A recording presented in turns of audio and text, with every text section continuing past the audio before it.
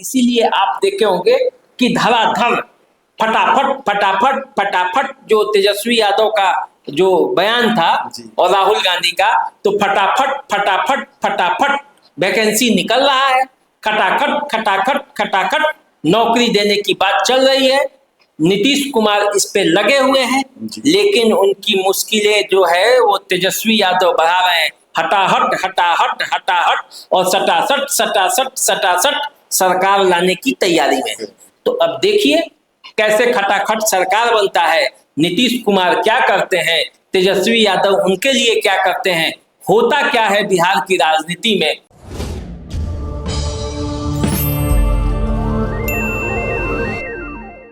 नमस्कार, मैं हूं अजय कुमार और आप देख रहे हैं देसी अड्डा। देखिए, नीतीश कुमार की मुश्किलें जो है आसान होने का नाम ही नहीं ले रहा। अगले साल विधानसभा का चुनाव है, लेकिन जिस तरह से बिहार के अंदर लॉ एंड ऑर्डर्स को चुनौतियां मिल रही हैं और ताबड़तोड़ हत्याएं हो रही हैं, रोज कुछ न कुछ घटनाएं घट रही है। ऐसे देखा जाए तो नीतीश कुमार का परफॉर्मेंस लोकसभा में शानदार था, लेकिन विधानसभा अगले साल होने वाला है और इसके लेकर जो चुनौतियां सामने है वो आप भी देख रहे हैं कि किस तरह से लॉ एंड ऑर्डर्स गड़बड़ा गया है। बाकी चीजें भी विपक्ष जो है नीतीश कुमार को लेकर काफी प्रहार कर रहे हैं।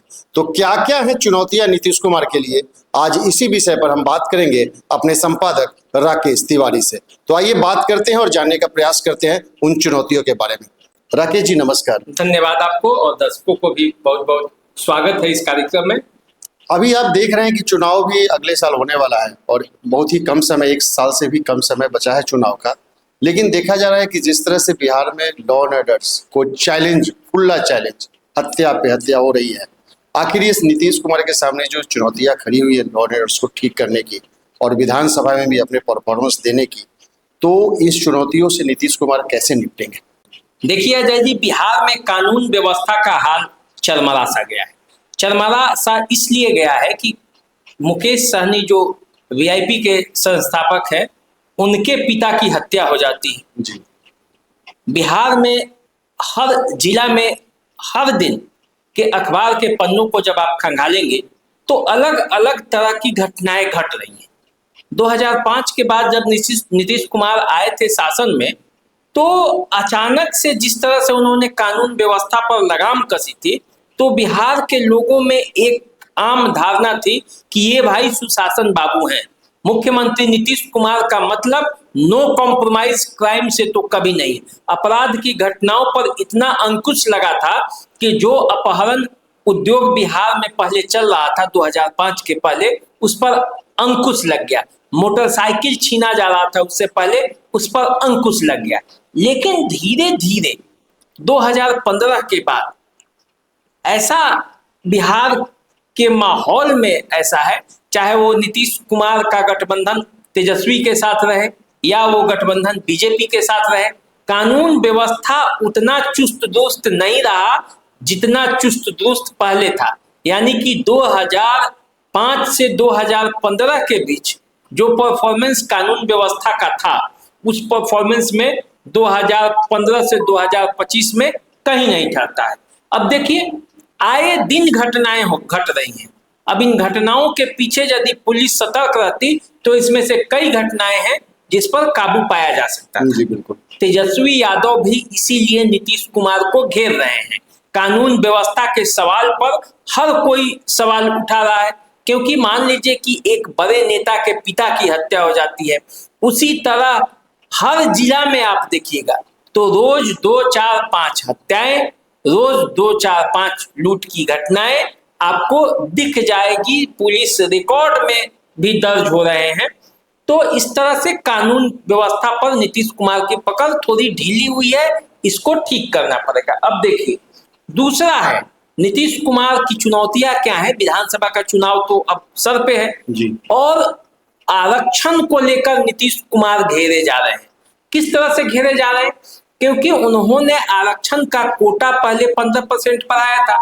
अब उस 15% जो कोटा था उसमें से सुप्रीम कोर्ट ने उस पर रोक लगा, पटना हाई कोर्ट ने उस पर रोक लगा दिया पहले कि इस तरह की बातें नहीं चल सकती। अब इसको लेकर तेजस्वी यादव उनको घेर रहे हैं कि मैंने पहले ही कहा था कि शेड्यूल 9 में इसे शामिल कर लीजिए ताकि कोर्ट इस पर कोई अंकुश नहीं लगा सके, लेकिन शेड्यूल 9 में शामिल नहीं किया गया केंद्र सरकार।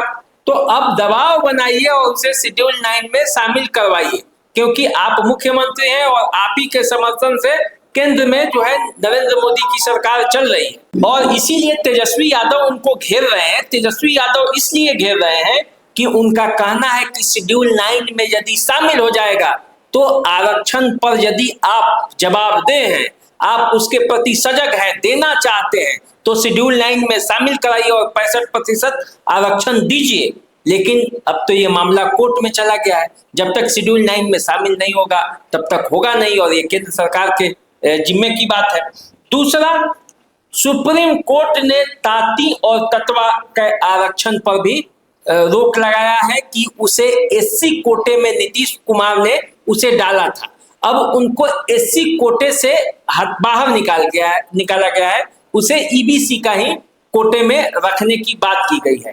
तो अब देखिए, ताती और ततवा ये दो जातियां हैं जिसे ओबीसी, जिसे मतलब अति पिछड़ी वर्ग से निकालकर एससी एसटी में नीतीश कुमार ही डाले थे। तो अब ये सवाल भी आरक्षण को लेकर है कि बीजेपी यदि सत्ता में आई बिहार विधानसभा चुनाव के बाद तो आरक्षण को खत्म कर देगी, जैसा कि तेजस्वी यादव लोगों को ये मैसेज दे रहे हैं। क्योंकि देखिए, भले ही सुप्रीम कोर्ट ने ये फैसला किया, लेकिन लोगों का अब कहना है, विपक्षियों का कहना है कि देखिए, जैसे मोदी सरकार सत्ता में आया है तो फिर आरक्षण जो हम कहते थे ना कि आरक्षण को खत्म कर देना चाहती है मोदी सरकार, देखिए अब वो हो रहा है। उसकी साजिश चल रही है, कोर्ट के माध्यम से वो कराया जा रहा है। सरकार उस पर सजग नहीं है और इसीलिए हो जा रहा है। यदि करना होता तो शेड्यूल 9 में डाल देते। तो नीतीश कुमार जहां कानून व्यवस्था के मामले में घेरे जा रहे हैं, वहीं आरक्षण के मामले में भी घेरे जा रहे हैं। एक बात और राकेश जी बात करेंगे आपसे, आरक्षण की बात तो ठीक है, चलिए कोर्ट का भी मामला है। एक बार पुनः हम आते हैं लॉ एंड ऑर्डर्स पे।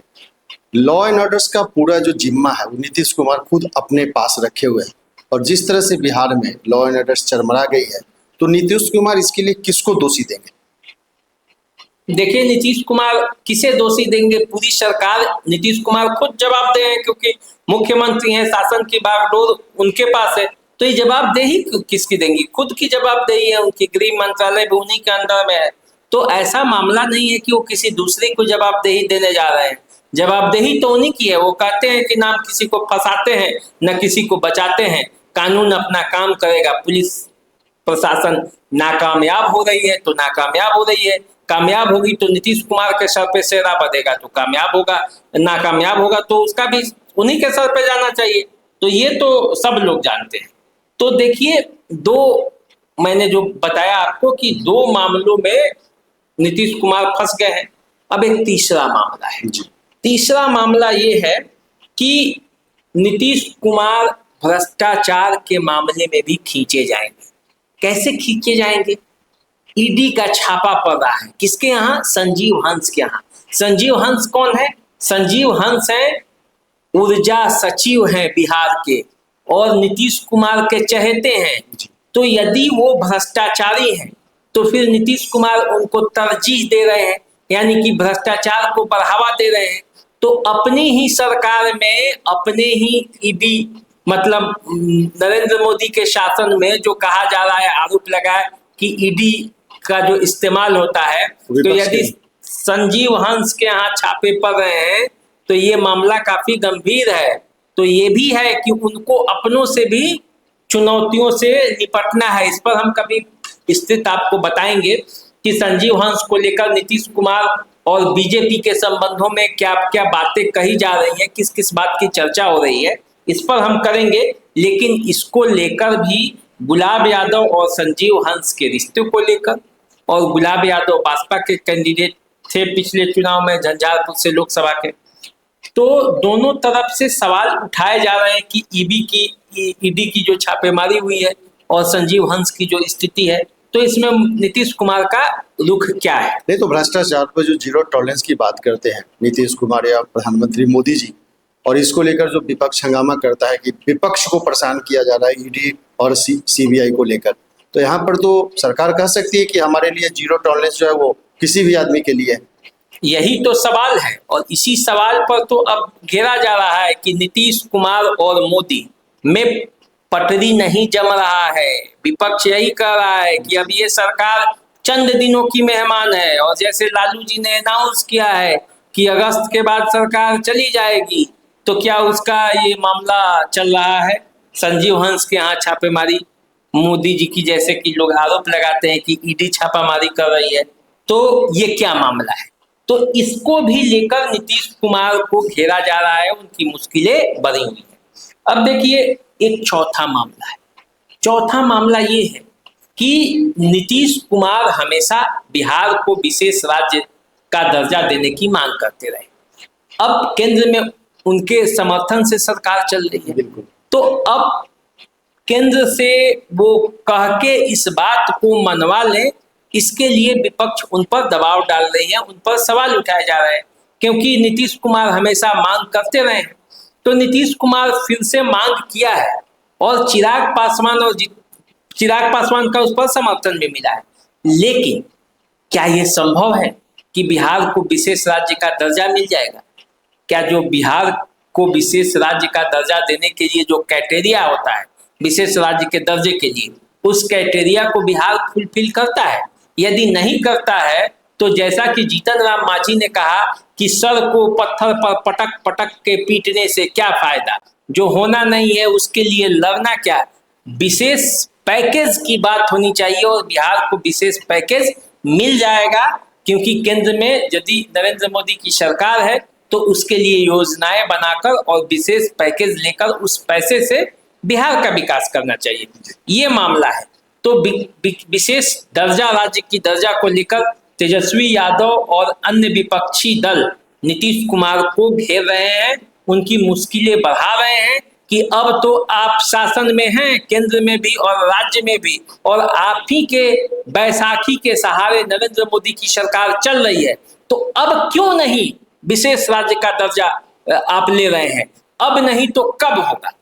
जब आप ही के समर्थन से सरकार चल रहा है, और तब सरकार यदि आपको नहीं देगा विशेष राज्य का दर्जा, बिहार को उसका हक नहीं देगा, तो कब मिलेगा? ये वाजिब सवाल भी है।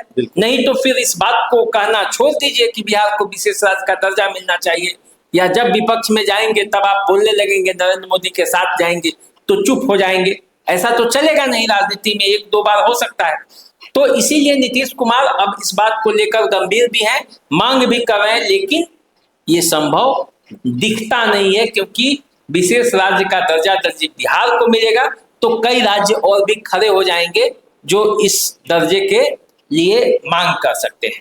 अब देखिए, दो तरह की बातें हैं कि सरकार आरक्षण नहीं छीन रही, लेकिन सरकार पर यह तोहमत जरूर लगेगा, क्योंकि नीतीश कुमार ने अपने बल पर पहले सर्वे कराया, और वो दावा भी करते हैं कि हम ही ने जनसंख्या, जातिगत जनसंख्या का सर्वे कराया है, तो इस मामले पर और आरक्षण दिया है। तो फिर जब दिया और किसी को मिला ही नहीं, तो फिर ये 2025 के चुनाव में ये मुद्दा उठेगा। और एक अहम मुद्दा है जिस पर नीतीश कुमार को घेरा जा रहा है, और नीतीश कुमार इस पर बड़ी तेजी से काम भी कर रहे हैं, वो मुद्दा है नौकरी का। नौजवानों को नौकरी देने के मामले में तेजस्वी यादव जो दावा करते हैं कि ये नौकरी हमने दी थी, हमने नीतीश कुमार पर दबाव बनाया था, और तब जाकर शिक्षकों को नौकरी मिली थी। तो हम इतने कम दिन तक थे जब बिहार के शासन में उप मुख्यमंत्री थे, तब तो आपको इतनी नौकरी दिलाई। सोचिए, यदि हम बिहार के मुख्यमंत्री बन गए और शासन का पूरा बागडोर मेरे हाथ में होगा, तब मैं कितने लोगों को नौकरी दिलाऊंगा। और नीतीश कुमार इस बात को काटते हैं कि नौकरी पहले भी हम दिए थे, और उस समय भी हम ही ने दिया, और अभी भी हम भी दे रहे हैं, और उससे ज्यादा नौकरी दे रहे हैं। इसीलिए आप देखे होंगे कि धड़ाधड़, फटाफट फटाफट फटाफट, जो तेजस्वी यादव का जो बयान था और राहुल गांधी का, तो फटाफट फटाफट फटाफट वैकेंसी निकल रहा है, खटाखट खटाखट खटाखट नौकरी देने की बात चल रही है। नीतीश कुमार इस पे लगे हुए हैं, लेकिन उनकी मुश्किलें जो है वो तेजस्वी यादव बढ़ा रहे हैं। हटाहट हटाहट हटाहट और सटासट सटासट सटासट सरकार लाने की तैयारी में है। तो अब देखिए कैसे खटाखट सरकार बनता है, नीतीश कुमार क्या करते हैं, तेजस्वी यादव उनके लिए क्या करते हैं, होता क्या है बिहार की राजनीति में। और ये जो सहमात का खेल है विधानसभा चुनाव तक चलते रहेगा। नीतीश कुमार को अपनी मुश्किलों से बाहर निकलना है और तेजस्वी यादव को उनके लिए मुश्किलें खड़ी करनी है। अब इस खड़ी करने और मुश्किलों से बाहर निकलने में कौन जीतेगा, ये आने वाले समय में पता चलेगा। तो अभी आप राकेश जी से सुन रहे थे कि नीतीश कुमार की मुश्किलें जो है आसान नहीं हो रही है और उनके राह में जो है रोड़े पे रोड़े अटकाए जा रहे हैं। विपक्ष आक्रामक है, जहां तेजस्वी यादव चाहे लॉ एंड ऑर्डर्स की बात हो, नौकरी की बात हो, चाहे आरक्षण की बात हो, हर मुद्दे पर सरकार को घेर रही है और नीतीश कुमार के लिए सर का दर्द बन गया है। विधानसभा का चुनाव सामने है। नीतीश कुमार को बड़ी ही चालाकी से और अपनी चाणक्य नीति के जो कहा जाता है उनको, उसका उपयोग करके और इन सारी मुश्किलों से चुनाव से पहले इनको बाहर निकलना पड़ेगा, तभी इनकी राहें आसान हो सकती है। तो आप इंतजार कीजिए और देखिए क्या होता है आगे आगे। नमस्कार हम लोग का स्वीकार कीजिए। नमस्कार। नमस्कार।